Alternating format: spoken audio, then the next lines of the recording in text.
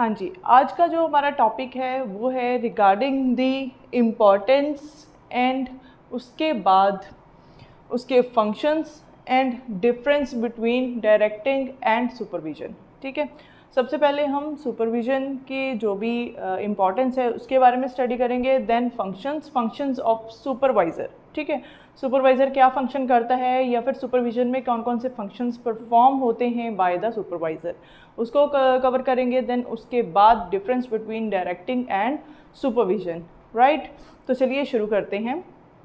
First है efficient supervision has several important benefits which are as follows. ठीक है, तो कौन कौन से इंपॉर्टेंट बेनिफिट्स हैं या इंपॉर्टेंस क्या है सुपरविजन की, चलिए देखते हैं। First point is helpful in effective communication. जैसे मैंने आपको कल भी मीनिंग में बताया था कि सुपरविजन में क्या होता है कि टॉप लेवल मैनेजमेंट द्वारा दी गई जो भी पॉलिसीज़ हैं, ठीक है, जो उनके डिसीजंस हैं, प्लानिंग है, उसकी एक प्रॉपर नॉलेज होती है सुपरवाइज़र को। ठीक है, एंड देन सेम वो उस नॉलेज को क्या करता है, आगे कम्युनिकेट करता है to his subordinates, so that जो प्री डिटरमाइंड गोल्स हैं, जो प्लानिंग है, according to that functions perform हो एंड ऑर्गेनाइजेशन के ऑब्जेक्टिव्स जो है वो अचीव हों। ठीक है, एक अच्छा कम्युनिकेटर जो है, हम कह सकते हैं कि एक सुपरवाइज़र जो है एक अच्छा कम्युनिकेटर का वर्क करता है।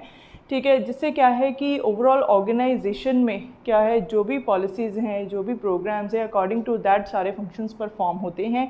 क्योंकि सेम मैनर में जो decision making top level management की है या जो टॉप लेवल मैनेजमेंट अपने लोअर लेवल को इन्फॉर्मेशन देना चाहता है, सेम उसी मैनर में वो इन्फॉर्मेशन लोअर लेवल तक पहुँच जाती है। ठीक, उसके बाद है helpful in motivating the employees.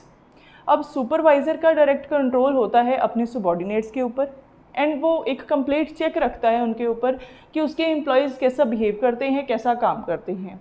तो according to the behaviour, according to the mental ability of the subordinates, जो सुपीरियर है या जो सुपरवाइज़र है वो उनको अकॉर्डिंगली मोटिवेट करता है। ठीक है, कुछ एक एम्प्लॉयज़ ऐसे होते हैं जो धक्का स्टार्ट होते हैं, उनको बार बार पुश करना पड़ता है, बोलना पड़ता है कि नहीं भाई तुम कर सकते हो वो काम, येस यू कैन डू। ठीक है, ये भी नहीं कि बिल्कुल निल होते हैं, ऐसा भी नहीं है। ठीक है, नो डाउट वर्क वो करते हैं, बट क्या है उनका एक इंटरेस्ट बनाना पड़ता है। ठीक है, तो कुछ एक एम्प्लॉयज़ ऐसे होते हैं जिनको क्या है कैश इंसेंटिव्स का लालच होता है, या सम टाइम वो ये सोचते हैं कि अगर मैं काम जो है सही ढंग से करूँगा या अपने टास्क को जो क्या जल्दी से अचीव करूँगा तो मुझे क्या है कैश बेनिफिट मिलेगा, इंसेंटिव मिलेंगे या बोनस मिलेगा, व्हाटएवर। ठीक है, तो अकॉर्डिंग टू दैट जो सुपरवाइज़र है वो अपने जो सबॉर्डिनेट्स हैं उनको टाइम टू टाइम बेसिस पे क्या है मोटिवेट करता है, सो दैट जो भी फंक्शंस हैं वो इजीली अच्छे से परफॉर्म हों। देन है उसके बाद हेल्पफुल इन फीडबैक। सेम वही चीज़ कि जो सुपरवाइज़र है उसका डायरेक्ट कंट्रोल है अपने सबॉर्डिनेट्स के ऊपर। ठीक है, जो भी टास्क वो अपने सबॉर्डिनेट्स को परफॉर्म करने के लिए देता है, तो सुपरविजन में बेसिकली होता ही क्या है कि हम क्या है कि प्रॉपर सुपरविजन रखते हैं, प्रॉपर क्या है कि आई कांटेक्ट रखते हैं उनके साथ कि यस क्या वो अच्छे से वर्क कर रहे हैं या नहीं। ठीक है, जैसे हम ये कह सकते हैं कि एक प्रॉपर विजन जो है वो ये होता है कि हमने ये देखना है कि क्या हमारे एम्प्लॉयज़ जो हैं according to the policies, programmes, rules, methods, techniques उसके अकॉर्डिंगली वर्क कर रहे हैं या नहीं। एक तो हो गई ये चीज़। दूसरी बात, जब बात आती है फीडबैक की, ठीक है, तो फीडबैक में क्या होता है कि आपके एम्प्लॉयज़ ने क्या फीडबैक मतलब किस तरीके से वर्क किया है, आपकी कंट्रोलिंग यहाँ पे चेक होती है। If you are a supervisor then यहाँ पे ये देखा जाता है कि किस तरीके से आप उनसे फीडबैक ले रहे हो। ठीक है, जो भी आपने टास्क उनको परफॉर्म करने के लिए दिया उसकी वो रिपोर्टिंग कैसे कर रहे हैं। ठीक है, आप उनसे रिपोर्टिंग ले रहे हो, ठीक है, वन बाय वन एम्प्लॉयज़ से आप पूछ रहे हो कि क्या उन्होंने काम किया है, कैसे।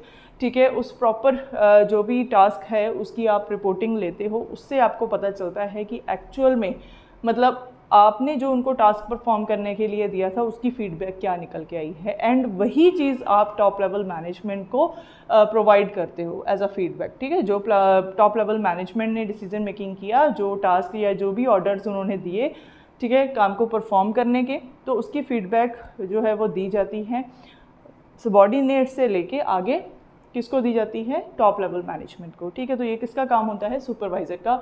वही बताता है कि एक्चुअल में जो उसके डिपार्टमेंट के एम्प्लॉयज़ हैं वो कैसा वर्क कर रहे हैं। ठीक है, नेक्स्ट है point establishment of cooperation and coordination.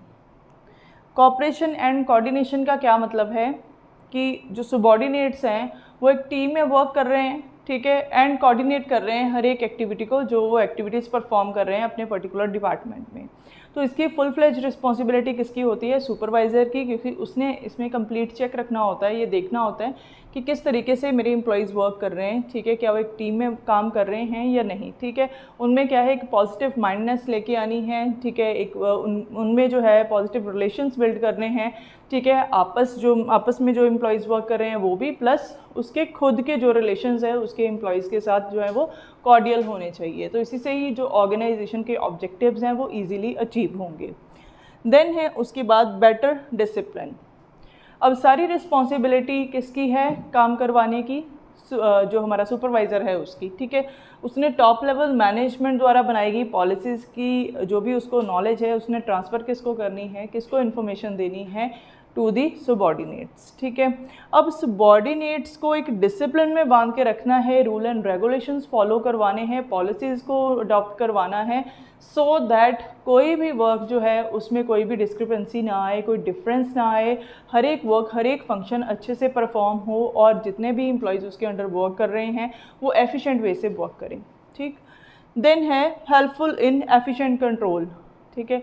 Obviously उसने अपने डिपार्टमेंट को या जितने भी नंबर ऑफ़ सबॉर्डिनेट्स उसके अंडर काम कर रहे हैं उसने एक इफ़ेक्टिव कंट्रोल रखना है, ठीक है। कोई भी एम्प्लॉय जो है वो ऐसा नहीं होना चाहिए कि उसकी बात ना माने, ठीक है, एज अ लीडर उसको वर्क करना चाहिए सो दैट सभी के सभी एम्प्लॉयज़ जो हैं उसके ऊपर डिपेंडेंट ही हो, जिस तरीके से वो डायरेक्शन दे अकॉर्डिंग टू दैट सेम उसी डायरेक्शन में जो भी एम्प्लॉयज़ हैं वो सबॉर्डिनेट्स हैं वो वर्क करें, ठीक है जी। And then helpful in efficient allocation of resources. अब यहाँ पे जो सुपरवाइज़र है उसकी ही रिस्पॉन्सिबिलिटी बनती है कि सभी रिसोर्सेज को प्रॉपरली अरेंज किया जा सके सो दैट जब ज़रूरत पड़े according to the we can say need जो भी यूटिलाइजेशन है रिसोर्सेज की वो एफिशिएंट हो, ठीक है। वो कैसे पॉसिबल है?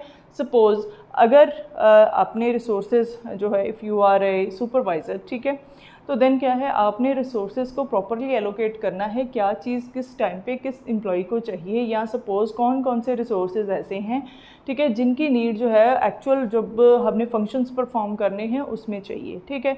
तो उसके लिए एक प्रॉपर अरेंजमेंट होना चाहिए, ठीक है।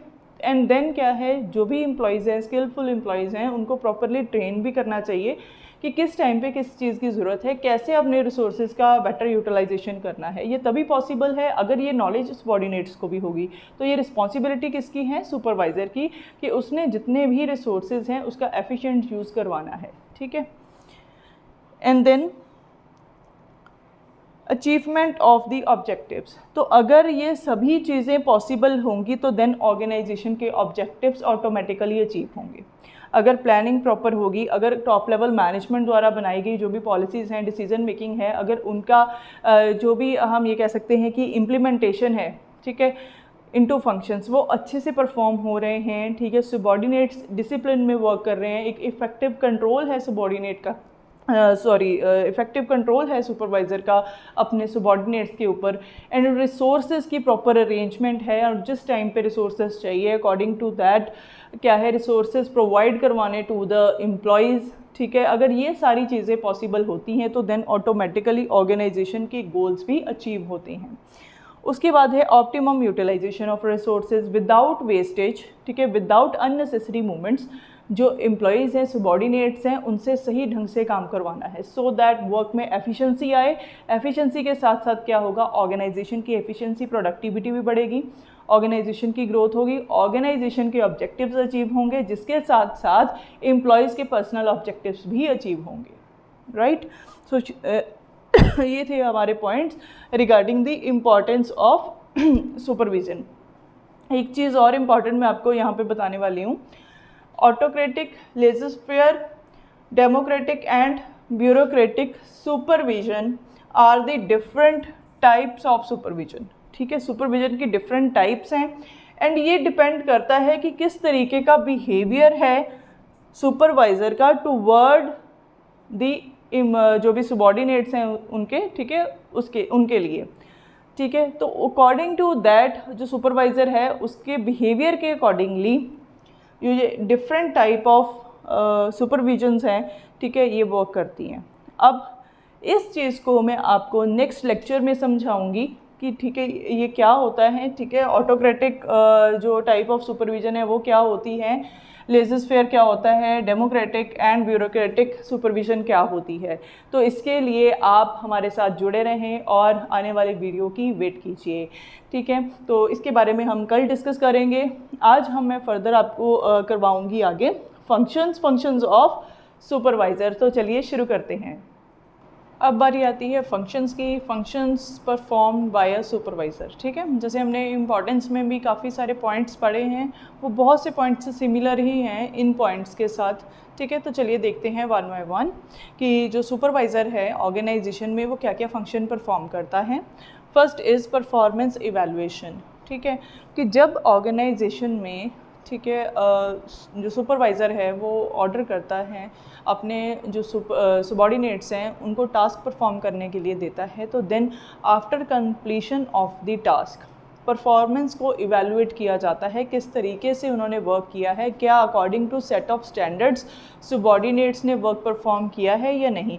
यहाँ पे सबॉर्डिनेट्स की एफिशिएंसी चेक करी जाती है, क्या उन्होंने एफिशिएंट वे से काम किया है, क्या उन्होंने विदाउट वेस्टेज रिसोर्सेज का प्रॉपरली यूज़ किया है, ठीक है। इन सभी चीज़ों को ध्यान में रखा जाता है एंड देन परफॉर्मेंस को इवैल्यूएट किया जाता है। तो जो एम्प्लॉयज़ बहुत अच्छा वर्क करते हैं, एफिशिएंट वर्क करते हैं, उनको स्पेशल रिकॉग्निशन प्रोवाइड होती है एंड देन जहाँ पे शॉर्ट कमिंग्स आती हैं तो कुछ एक एम्प्लॉयज़ को ट्रेनिंग प्रोवाइड करी जाती है सो दैट आगे वो जो भी पहले गलतियाँ हुई हैं वो दोबारा ना हो और अपनी एफिशिएंसी जो है वो इंक्रीज़ हो, जो क्या है ओवरऑल ऑर्गेनाइजेशन के लिए भी बेटर है। उसके बाद है पॉइंट प्लानिंग रिगार्डिंग वर्क, जो भी काम देना है उससे पहले उसकी प्लानिंग, ठीक है। कहने का क्या मतलब है कि क्या पर्टिकुलर वर्क है, कौन इसको परफॉर्म करेगा, कितना टाइम चाहिए उसको परफॉर्म करने के लिए, ठीक है, और क्या क्या रिसोर्सेज चाहिए। तो अकॉर्डिंग टू दैट हर एक टास्क को परफॉर्म करने के लिए उसकी एक प्लानिंग होगी, ठीक है। कोई भी जैसे ऑर्गेनाइजेशन ऑब्जेक्टिव अचीव करने होते हैं, ठीक है, हर एक ऑर्गेनाइजेशन अगर वो मतलब चल रही है तो देन इट मीन्स क्या है, कहीं ना कहीं कुछ ऐसे ऑब्जेक्टिव्स हैं जिनको अचीव करके वो आगे बढ़ रही है, ठीक है। तो उन ऑब्जेक्टिव से रिलेटेड टॉप लेवल मैनेजमेंट कुछ डिसीजन मेकिंग करती है, प्लानिंग करती है, राइट। तो सेम वही चीज़ क्या है आगे पास होती है to the middle level management, to the lower level management, ठीक है, जहाँ पे सुपरवाइजर्स जो है डायरेक्ट कांटेक्ट अपना सबॉर्डिनेट्स के साथ रखते हैं एंड जो प्रॉपर प्लानिंग जो है टॉप लेवल मैनेजमेंट ने की होती है, ठीक है, जो भी पॉलिसीज़ डिसीजन मेकिंग जो भी वो लेते हैं, तो देन क्या है उसकी नॉलेज जो है वो ट्रांसफ़र होती है टू दी सबॉर्डिनेट्स, ठीक है। तो देन प्रॉपर प्लानिंग के साथ क्या है किस तरीके से फंक्शंस परफॉर्म होने हैं वो किनको बताया जाता है, सबॉर्डिनेट्स को, ठीक है। तो कोई भी काम परफॉर्म करना है चाहे छोटे लेवल पे है बड़े लेवल पे है, तो देन सुपरवाइज़र की ये ड्यूटी बनती है, सुपरवाइज़र का ये फंक्शन है कि उसने क्या है प्लानिंग करनी है regarding each and every work, ठीक है।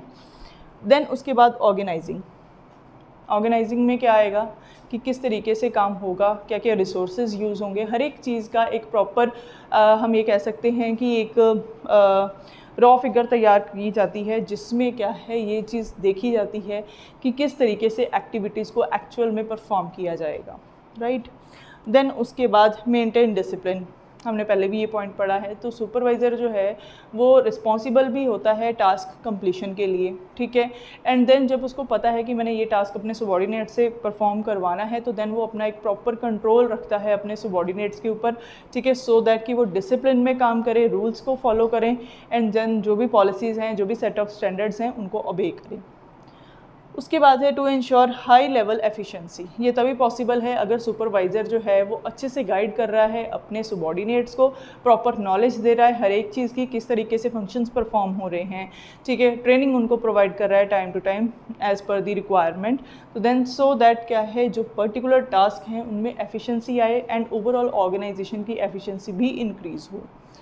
देन उसके बाद सोल्यूशन टू ग्रीवियंसेस, ऑर्गेनाइजेशन में नंबर ऑफ़ एम्प्लॉयज़ वर्क करते हैं तो ये ज़रूरी नहीं है कि हर एक एम्प्लॉय का माइंडसेट जो है वो एक दूसरे के साथ मैचअप करे, ठीक है। तो सम टाइम कुछ कंप्लेंट्स आती हैं, ग्रीवियंसेस हो जाते हैं, ठीक है, लड़ाई झगड़ा हो जाता है जिसको बोलते हैं, ठीक है। तो एम्प्लॉयज़ में आपस में ऐसा हो जाता है या सम टाइम जो लेबर क्लास होती है वो आपस में मतलब झगड़ती है, ठीक है। सम टाइम क्या है कंप्लेंट्स करते हैं वो regarding the top level management, या फिर सम टाइम जब अपनी वो डिमांड्स मनवाते हैं, ठीक है। बहुत सारे ऐसे केसेस होते हैं जिनमें क्या है ग्रीवेंसेस बढ़ने के चांसेस होते हैं।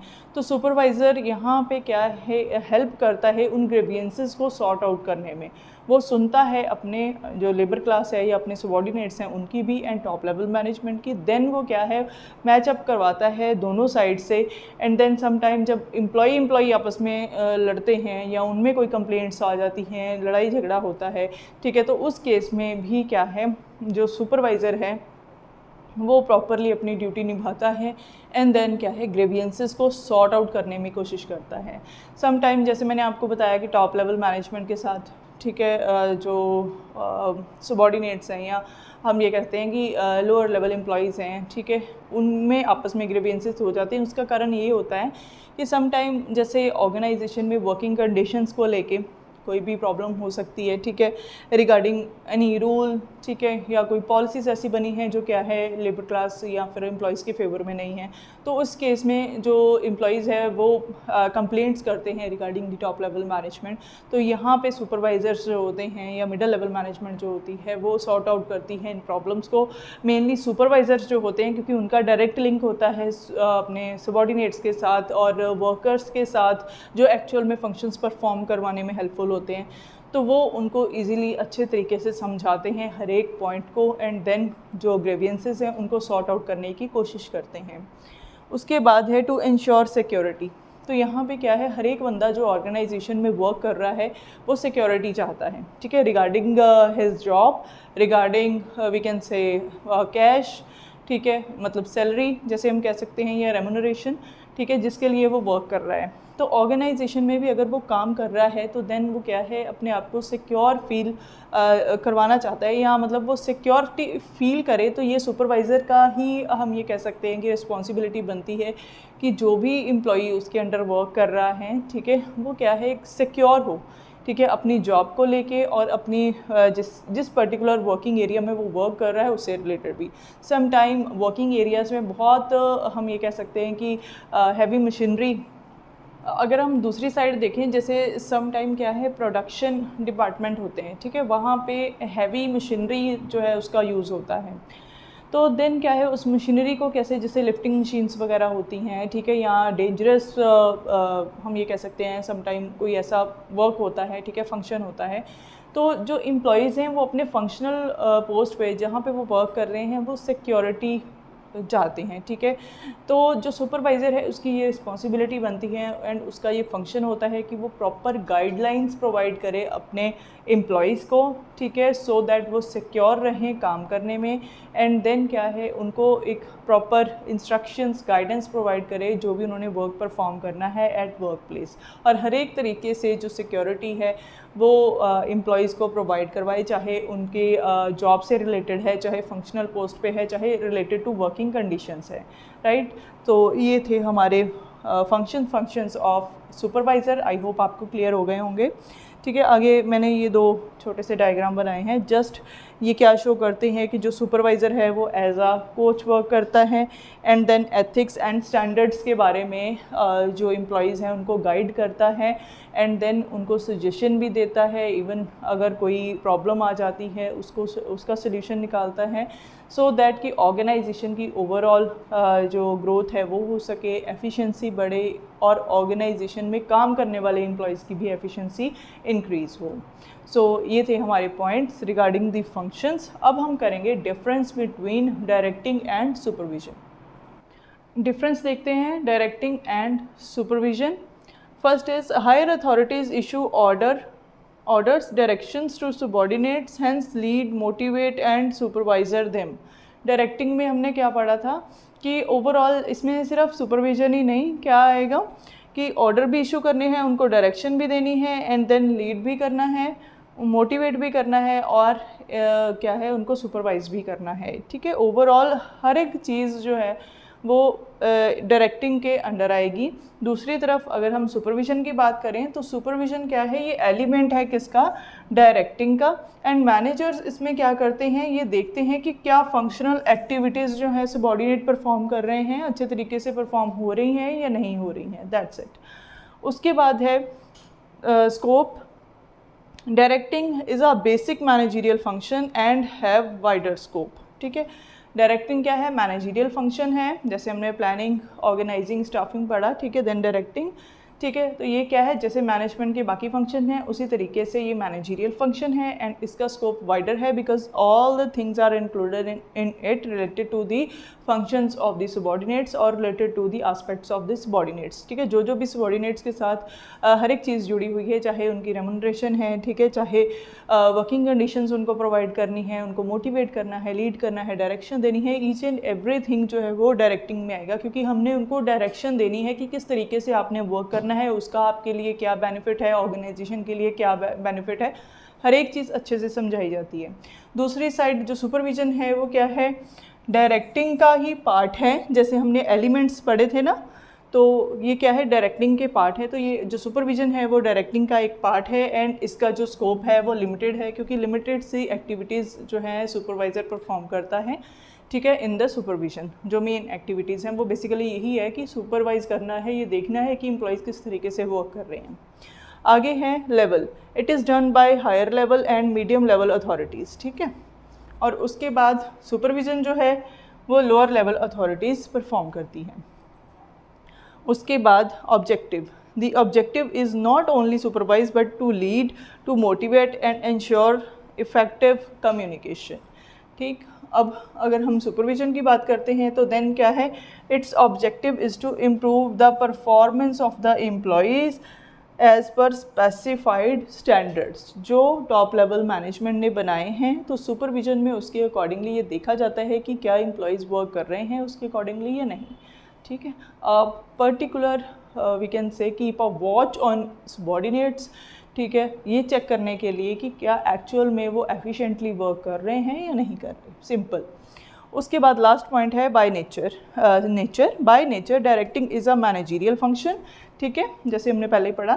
तो जो सुपरविजन है वो क्या है, by nature supervision is a function related to the working of the organisation, क्योंकि एक्चुअल में वर्क परफॉर्म होता है यहाँ पे, जो सबॉर्डिनेट्स हैं, ठीक है, वो वर्क करते हैं एंड उस चीज़ को ही सुपरवाइज किया जाता है।